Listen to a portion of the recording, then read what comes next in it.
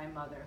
My story is about catastrophic things happen, and then a good thing replaces it. So my mother, he's sound asleep, Herbert, isn't he? He's sound asleep. So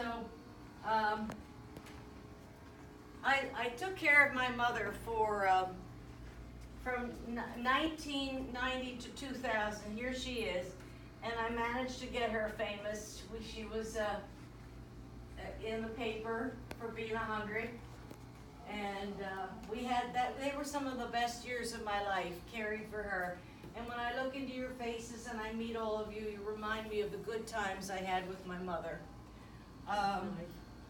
She was living in Philadelphia, and she came up to New York, and we would go every Christmas. Remember Baryshnikov, the ballerina?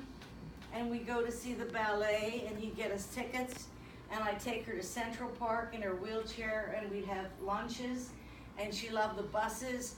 New York is very kind to seniors, much better than Pennsylvania, and we had a wonderful time. So yeah, so you all remind me of my mother, and the men too, sorry guys. But so in any event, she went to heaven in 2000, and then I met a man in AA called Kenneth Gambo, and he's number 8. Number 8 is him. And he, for 10 years we were together, and he helped me to get over Norman, because I really loved Norman, but Norman didn't love me, and I have to accept that. But I don't think Norman loved anybody, especially Norman. I used to take him to AA because he was an alcoholic, and he ended up dying of alcoholism, but he was surrounded by enablers. Does anybody know what an enabler is? They would give him alcohol because he wanted it, and it killed him. His liver failed.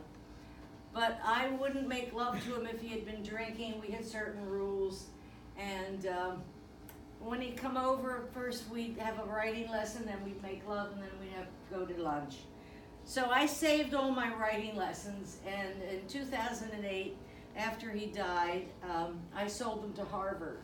So my archive is in Harvard, and I'm very proud of that. So now I'm trying to tell you how bad things happen and then something good comes.